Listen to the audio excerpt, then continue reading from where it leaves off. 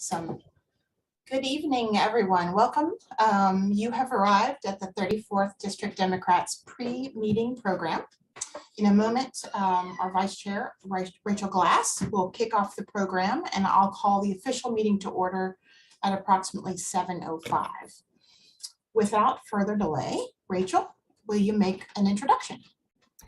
Thank you, Carla. Hi, everybody. Welcome to Choose 180. And we have Sean Good, who is the Executive Director of Choose 180. Choose 180 envisions a future where youthful behavior is decriminalized and young people are offered restorative practices in lieu of traditional prosecution. I'm going to let Sean take it from here. Let's all give a 34th LD Dems welcome to Sean Good. Woohoo! Thank you, Carla. Thank you, Rachel. And thank you for all of you that have tapped in a little bit early to share space and learn a little bit more about our organization.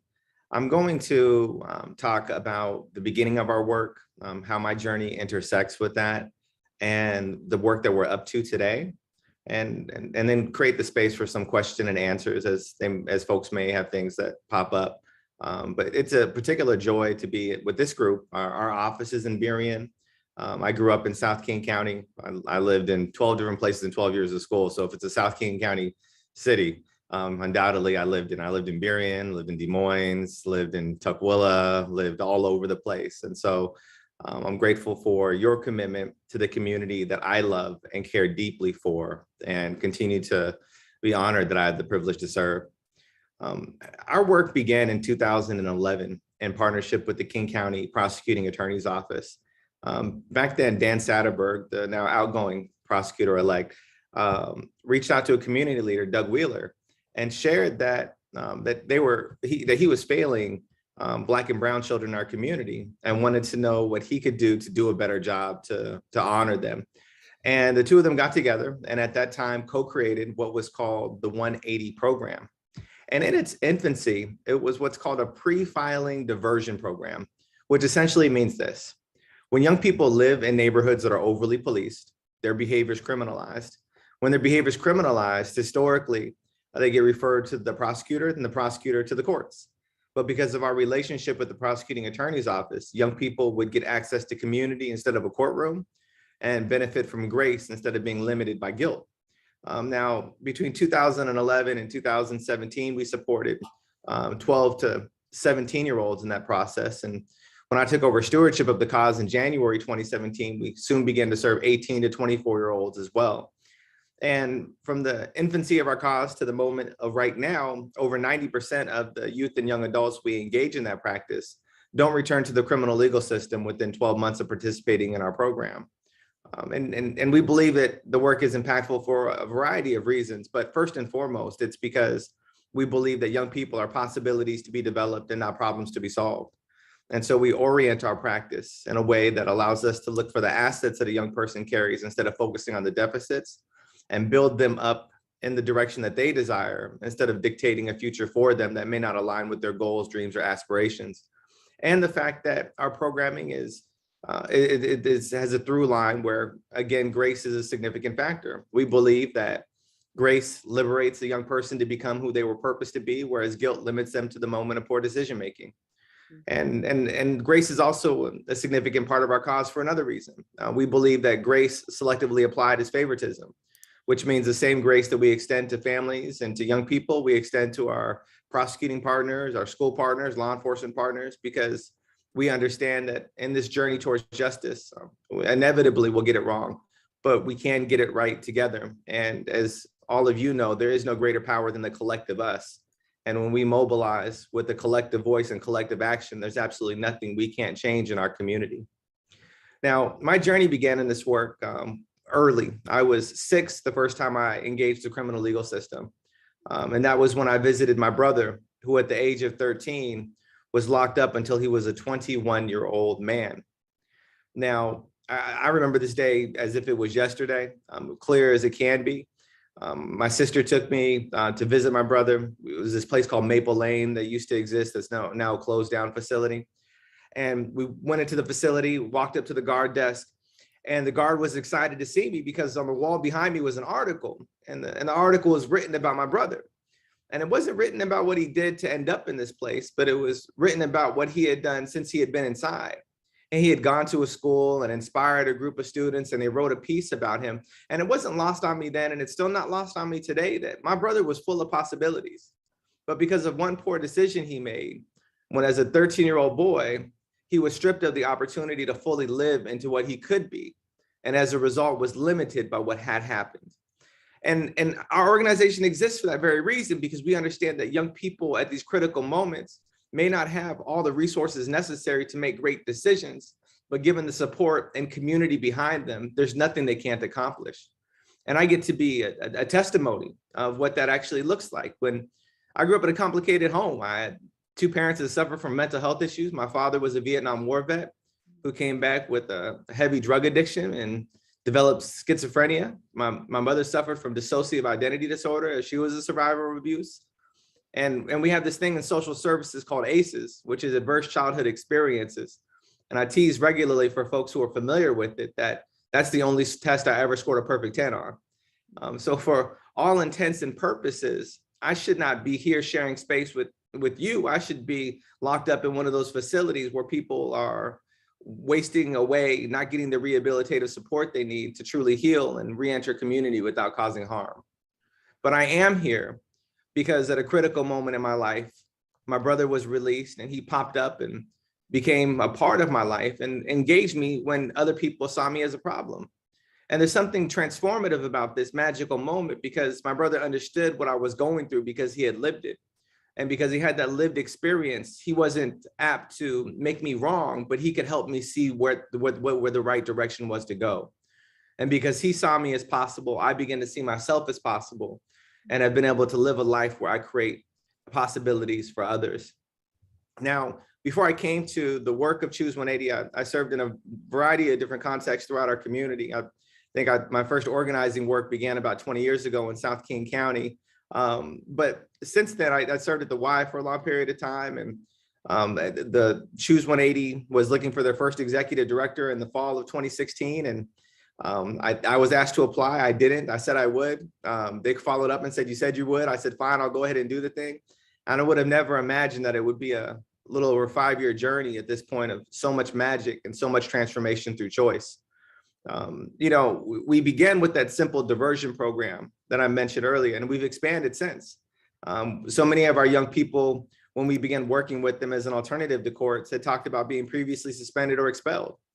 And we have this really antiquated system in our public school of behavior modification, where we do something that we wouldn't do at home, but we want to create safe communities for young people. But we do this really peculiar thing. I'm a father, and I often lead with this, and I'm remiss not to do it this evening. The most important part of me is that I'm married to the most amazing woman in the world. She's my gift from God, my angel from heaven, the love of my life, the woman of my dreams, my favorite part of every day that ends in Y. And I have 2 children, a 20-year-old son. I know you can pause there for a moment. I look entirely too young to have a 20-year-old son. I'm way too youthful and handsome to have a child that old. I get it. And I have a 14-year-old daughter. Now, if you've ever been a teenager or had a teenager and you weren't yourself insubordinate, or your teenager was not insubordinate, then you're lying, because insubordination is a byproduct of adolescence. But in the middle and high school context, if a young person's insubordinate, and particularly if they're Black or brown, because frequently they're aged because of implicit bias 3 to 4 years older than what they really are, they get suspended and expelled for this insubordination. And what they do is something that I've often wanted to do at home. I'm being vulnerable and transparent. Something I've often wanted to do at home is they will put a young person out of the school community for a couple of days and then invite them back and assume that everything's going to be better. There have been moments with my children where I've wanted to put them out for a couple of days, where I just needed a timeout. I feel like they needed a timeout. But if I were to do that, the Department of Children and Welfare Services would get involved, and I would be in trouble for that. But we do that in school communities, and we invite young people back and say, "Hey, it's better now. You had a break, we had our break, let's move forward." And so we began partnering with schools to provide an alternative to suspensions and expulsions, with the conviction that if we got in earlier on, they'd be less likely to be put out of school and less likely to then engage in the criminal legal system in the future. And so we've been serving Highline Public Schools for the past 3 years now, and we just began serving the city of Seattle Public Schools as well. our work expanded from there, and our young people in school programs said, hey, we want something to do during the summer. So we launched an entrepreneurship program where we were coaching young people up to be entrepreneurs. And then ultimately they do this exercise that culminated into a Shark Tank style presentation at the end of the summer. And young people would pitch their ideas after spending the summer learning how to develop a business plan, talking to small business owners throughout our region, and we crown a winner of that particular summer program. And so we had the summer program, we had this diversion work, we had this school-based work, and there was more opportunities to serve. Young people were showing up on our radar at other intersecting moments. So we continued to expand. We started supporting young people who have been impacted by gun violence. Because what all of our data tells us is that a young person who's impacted by gun violence is statistically much more likely to pick up a gun in the future and cause harm or be harmed by a gun in the future. And if we're able to engage them at this critical moment and help them on their healing journey, then they're less likely to do so. We also started supporting young people who are re-entering into community, much like my brother did those many years ago, and creating community for them. So when they come back, there's a supportive group of people who are helping them live into their commitment to choose a new direction. After the murder of George Floyd, many of our young people wanted to know what they could do past protest. And so we created an advocacy program where every year we have 20 plus young people who are engaged in a multi-month program where they're hearing from elected officials, they're learning how to create their own campaigns and how to lift up their voice to see change happen in the communities that they live and desire to thrive in. At the essence of our cause, we are fully committed to finding ways to engage young people at pivotal moments, help them redirect their behavior, commit to a new direction, and give them the support they need to honor that commitment. We do that through our principal programming, and then we offer a suite of follow-up care from the counseling services we have internally. We have coaches that support young people to help make sure they honor this commitment and they have the resources and the direction they need to continue on the path that they set for them. And that's the programming element is a big part of what we do, but it's only half of the cause. The entire other half of the work is transforming systems of injustice. And we do that through intentional work with folks that are elected officials and helping draft legislation, working closely with partners like the Alliance for Gun Responsibility to push things forward that allow our young people to be seen and felt and heard and received in a way that honors their full humanity. We've had some really cool wins. A couple of years ago, we started at the county level and got this thing called the Youth Right to Counsel passed, and then at the city and then across the state, which essentially meant that young people are entitled to talk to a public defender before they acquiesce their rights. Prior to that, young people could be engaged by law enforcement, and law enforcement is well within their rights to use a ruse, and they could get a young person to confess to something they may or may not have done. But now a young person has a chance to talk to a public defender before that discourse is even engaged in. And we've had some disappointed losses. We had a bill we've been working on to raise the age so that 8-year-olds in our state can no longer be criminalized for their behavior. And that at a minimum, a young person should be 13 before they're held criminally liable. And that young people as old as 19 should still be considered as youth because we all know nothing magical happens at the age of 18. My son I could tell stories. We don't have that much time. I made a commitment to Carla to land the plane and create the space for Q&A. But at another time, I could tell you about this tattoo he got in his first year of college and the peculiarity of it all. But 18-year-olds make 18-year-old decisions and 19-year-olds make 19-year-old decisions. And there's this arbitrary line in the sand that we draw that say, once you're a day past that particular date of your birth, you're now accountable to being an adult. And it simply doesn't align with the science, and it simply doesn't align with the brain, what we know about the human brain. I mean, I'm regularly telling my son, I got to get him to 27 and my daughter to 24. And any of us should know what that means. It's clear that the male brain matures slower than the female brain. And my wife is a testament to that every single day of the week. And there's other victories that we've had. We stood up a program in partnership with a couple other organizations called Restorative Community Pathways, which effectively created an off-ramp from the criminal legal system for up to 600 to 700 young people in our community. So because of this thing being in place, young people now, when their behavior is criminalized, immediately get access to community-based supports instead of having to go through an entire court process and they immediately get access to healing. Not just the young people who have been harmed or been accused of causing harm, but also those who have been harmed. Often things that we don't consider is, a young person gets their cell phone stolen. It's not like the young person who stole the cell phone necessarily has the means to replace that cell phone. But now we have the resources to both replace the cell phone and make sure the trauma that the person who had their cell phone taken and endured has access to services so they can heal and be able to stand at a light rail station without watching their back the entire time.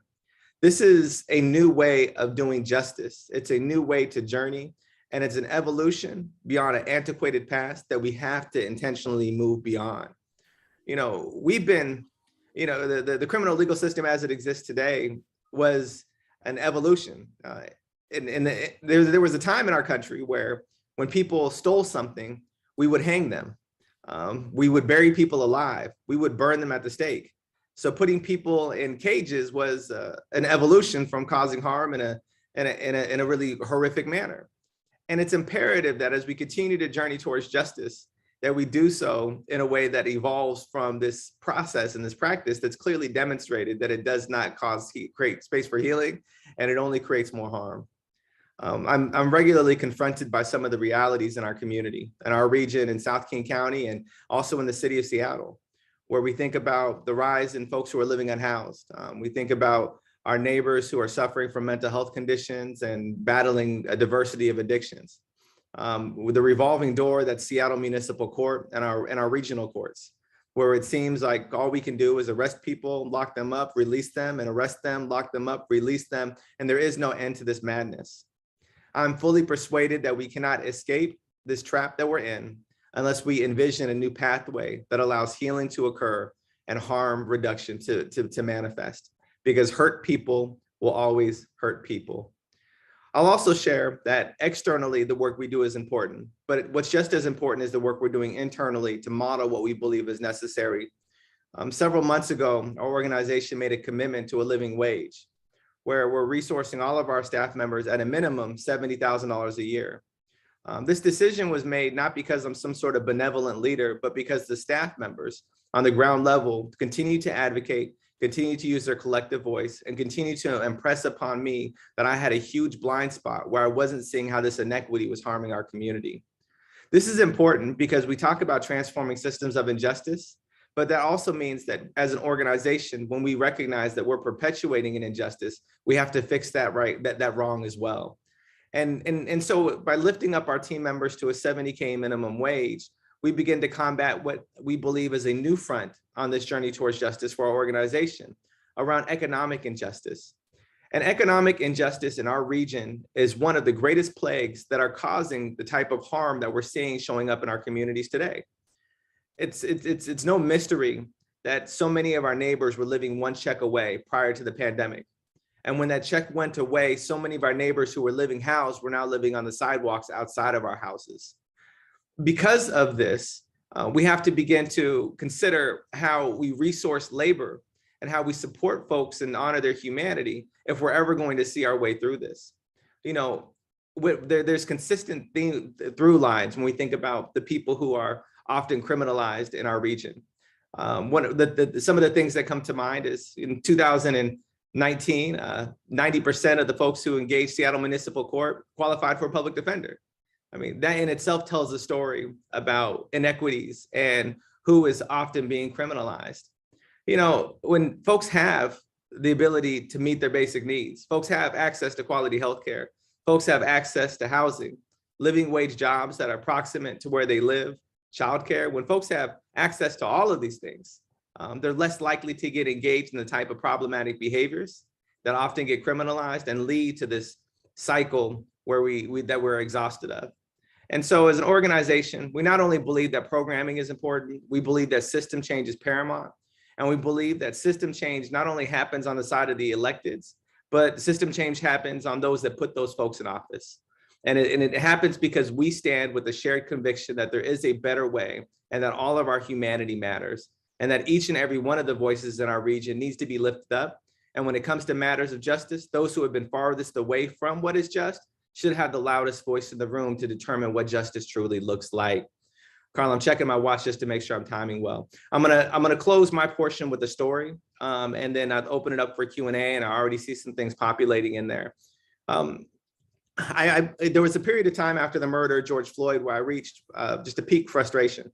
I spent a ton of time reading history books, particularly the history of Black folks in our country, and reading excerpts of speeches, and some of the platitudes that were spoken by presidents in the past seem like they still apply today. You know, we look at our school system, it's just as segregated, if not more than what it was at the time that we desegregated schools. When we look at the trends around inequity around wealth balance and wealth distribution, when Black families hold a nickel to the dollar that white families hold in this country, like, you're not going to be able to not buy Jordans and not buy Starbucks and dig yourself out of that hole. There is a serious chasm in our country between those that have and those that have not. And we have to be intentional on how we move forward to address these things. So it can become daunting, it can become overwhelming. But there's two illustrations from nature that really carry me through and motivate and inspire me. One of which happened while I was running along Seward Park. There's these birds called American coots. They're blackbirds. They migrate from Alaska. They hang out on Lake Washington, and they come together in what's called a raft, and they huddle together to stay warm and also for safety. And I was running along the lake, and I saw something magical happen, and I thought, like, man, this is exactly what we need. There was this huge bald eagle, and I don't know how familiar you are with the bald eagle beyond like its massive wingspan, which can be up to like 7 feet big, but also their nests can weigh over a ton. Right? Like, that's an engineering marvel. Consider it, an eagle is born into a nest. It's not given the directions on how to build a nest. It knows innately because it's part of its divine design. And so this eagle was swooping around and saw this American coots and thought, man, like, here is breakfast. And it swooped down, and what these American coots did was this collaborative action that just created safe space for all of them. They began to flutter their wings, which troubled the water, which made it difficult for the eagle to determine what was one and where was the individual and where was the collective. Some of them dove underneath, some of them separated just a bit. But when the eagle swooped back up, they all came right back together. Then the eagle went around again, did the same thing. The American coots responded the same way. They separated, fluttered their wings, went underwater, but they came right back together again. And as a community, we are experiencing a threat that's from on high. And sometimes it feels distant, and sometimes it feels unattainable to reach, to impact, to make a change and make a difference. But if we can simply model the behavior that we see in nature and have a coordinated response to the threat when it arrives, and be intentional in understanding that our safety isn't in the individual effort, in the exceptionalism of the one, but our safety is truly in the collective power of us.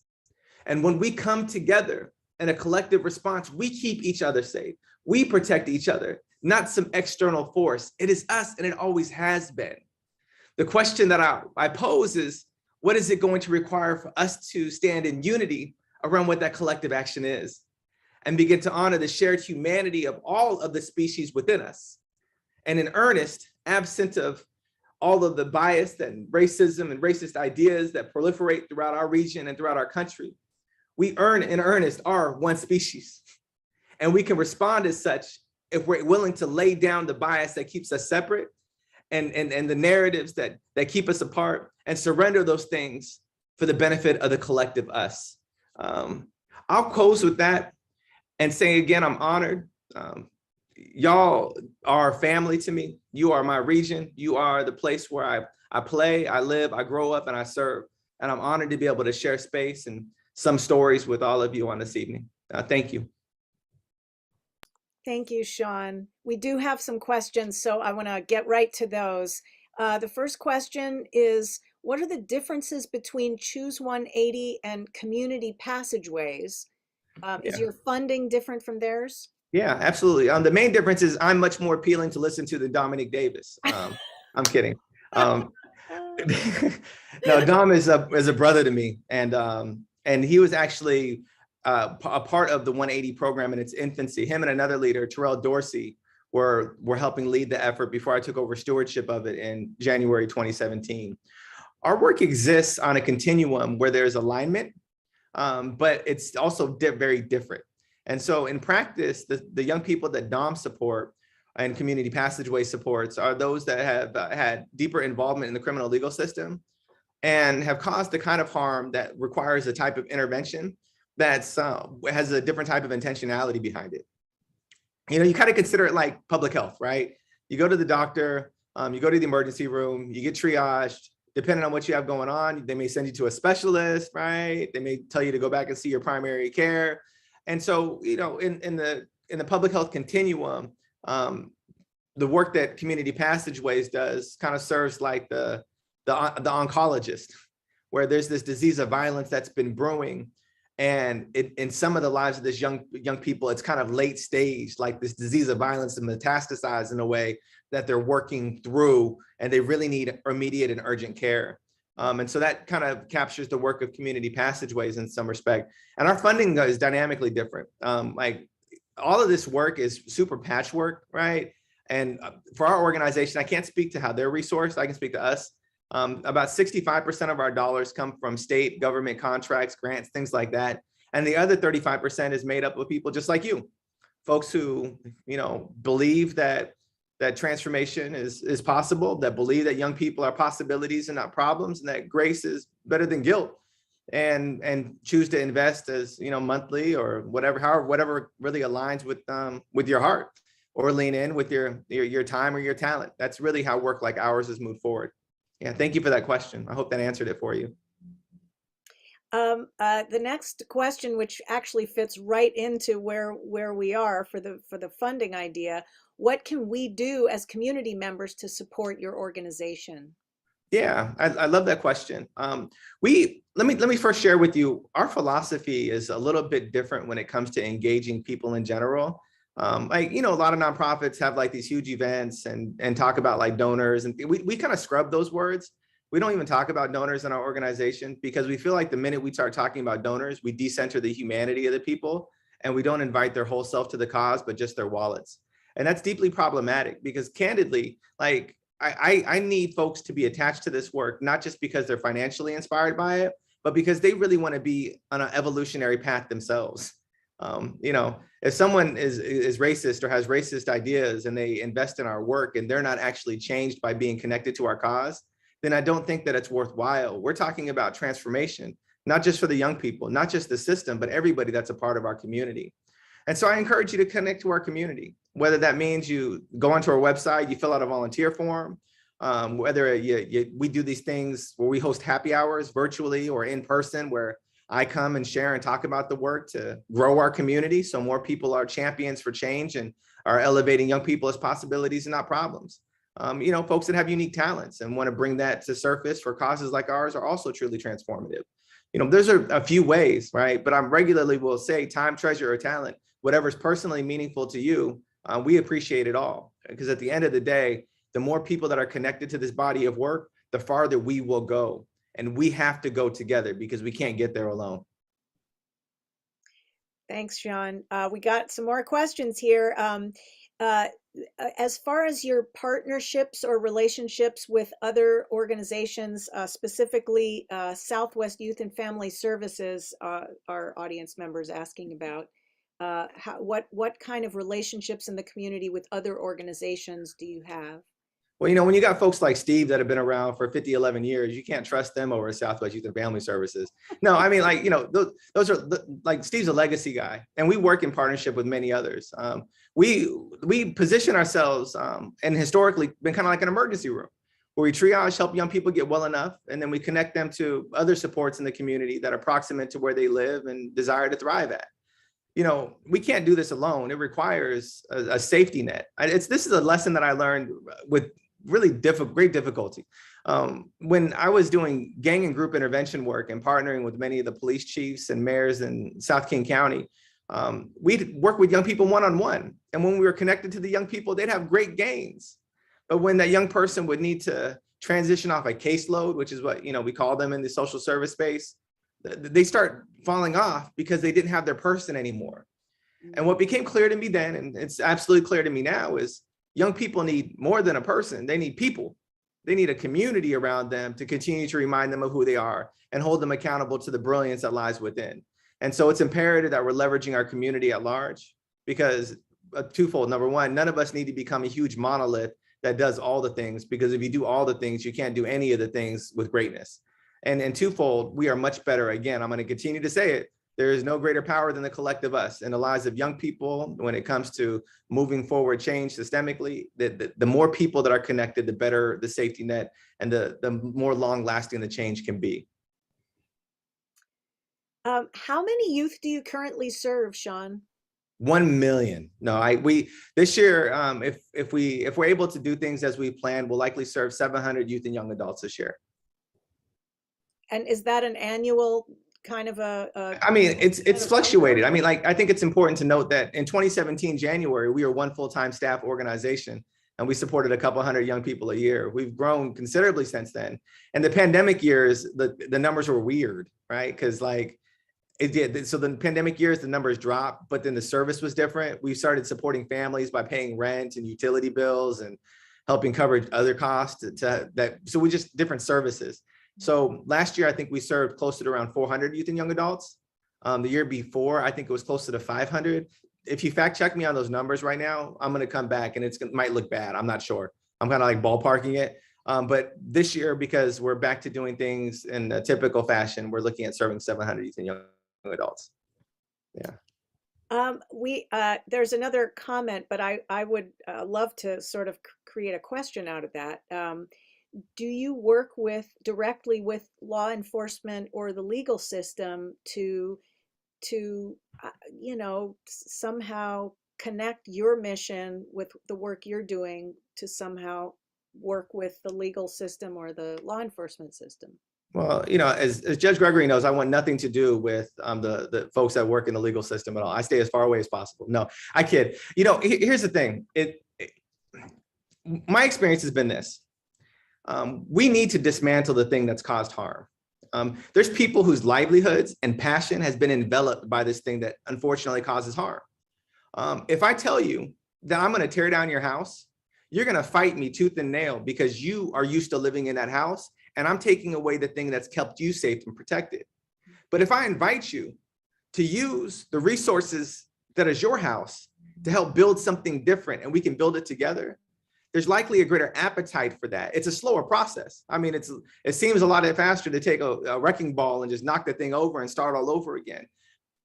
Those types of starts and stops aren't really sustainable. And we saw that in this vicious backlash following the protest and the murder after the murder of George Floyd. And now we had tens of thousands of people marching in the streets, shouting for a change that they all believed in. And then somehow when it got a little bit of distance, folks began to believe in something different. And so if we're going to have sustained change, it's going to require people to work in partnership with each other to co-create alternatives that allow them to see what we're doing together and not just ostracizing them for what it is that the harm that they've caused. I regularly say this because I work in partnership with police chiefs. I always have and likely always will, because I see the humanity behind the shield. Like, they're people, just like all of us are people, I mean, like, I think the system of policing is inherently racist. I think that historically it's caused a terrific amount of harm to Black and brown people. I have lots of feelings and facts to back up those feelings. All that being said, the human being that's doing the thing, I've only on a couple occasions met somebody who serves in that way that I feel like really wants to do harm. More often than not, they really want to serve their community and do everything they can to protect their community. Like, I'm for that. Chief Drever in Tukwila, where I live, we regularly dream about a future where his job is no longer necessary. We have two absolutely different convictions on how we get there. But the fact that we can agree on a world where his role isn't necessary, that's a great foundational starting point. Then we can build together. So absolutely, that's a long-winded answer to your short question. I'm good for that, and I shouldn't be because of the time range that we're looking. Carla, I'm on it. But like, absolutely, we work in partnership with others. We think partnership is imperative. I think relationships is how things change. But we also hold relationships in a standard where we're holding people accountable. So just because I'm in relationship with you doesn't mean I'm not going to speak hard truth or hold you accountable to the vision that the community's holding of what's possible for our young people. I have a question here. It says, do you believe that the schools are the way to support the school?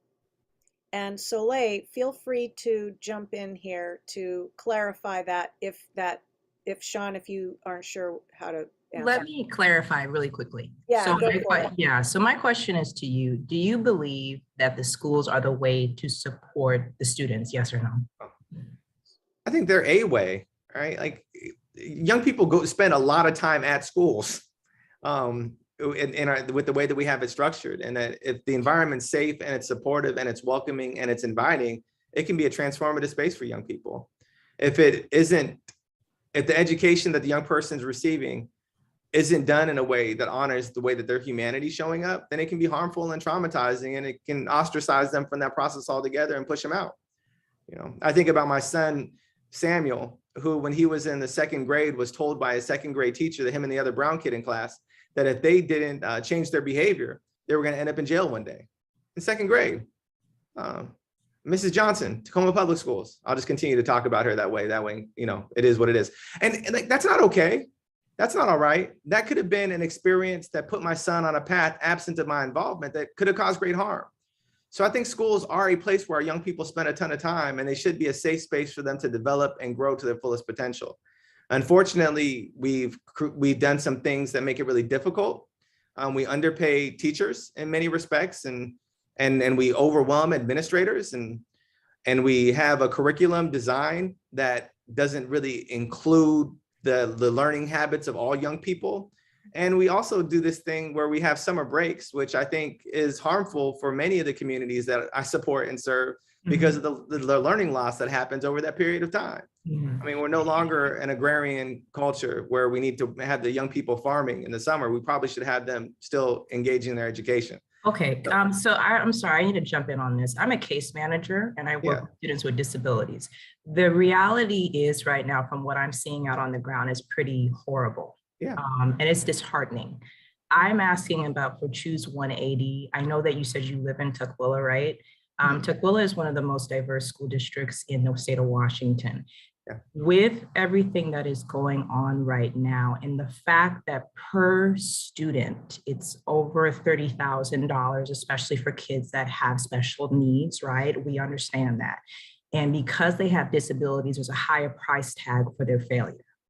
My question is to you, what is Choose 180 doing in partnership maybe with different private consultants that deal with special education, vice versa, in regards to trying to resolve that issue when it comes to school districts, at least in King County? Yeah, I'd say that we're not doing enough because we haven't, that's not a path that we've gone on. We spent a ton of our time around justice reform, but we're absolutely interested in looking at reform in the educational system as well. I'll also say that as a resident of Tukwila, that school district has been through so many transitions. And I personally think as a resident, like it's kind of a hot mess situation for all of our young people, and that there's a ton of change that needs to happen. The one other comment I'll make, and I really appreciate the intentionality behind your question. I think that statewide educationally, we get a lot wrong. And I'm so much, I have a higher level of understanding of our justice system than I do of our educational system. And so it's a growth opportunity for our cause. And the more that we operate in schools, the more intentional we need to be on the system change side of things to be able to support those efforts. I appreciate that. Thank you. Yeah. Do we have any other questions? I think we've at least asked. Oh, okay, here's one. So I don't know if you heard, Sean, about the recent play, which I actually saw at the Seattle Public Theater, entitled Pipeline, and it dealt with the school to prison pipeline. And our audience member here enjoyed the play and learned a lot. Have you seen it? Sean, have you seen it? And how do you use creative arts to get your message out to the public? Rachel? Yes. Before you dive into that, I just wanted to go back to something you said that I think in response to what I think you're about to answer is when you talked about your son and the remark that the teacher said to him, how quickly that is the starting point of setting in motion the school to prison pipeline. Though many would probably just say that that's just a teacher giving, advice on behavior, but that's not really where that could lead. And, thinking about that in context about this play. Yeah, we, as an organization, we don't do a lot around the creative arts. There are organizations that we work closely with, like Creative Justice, and also Speak with Purpose is another organization that does a lot of work around amplifying youth voices through creativity. And I think the arts are a valuable means to be able to tell stories in a way that helps a broader audience understand the complexity of an issue without them being put off and pushed away. I also the other like Blue, for example, which was just recently at an opera, right, that was here in our region, that told a really compelling story that folks from white dominant culture really needed to hear and really needed to see. So I think the arts are a really meaningful way to do that. That's not something we do, although my family would tell you that I can be kind of dramatic sometimes. Okay.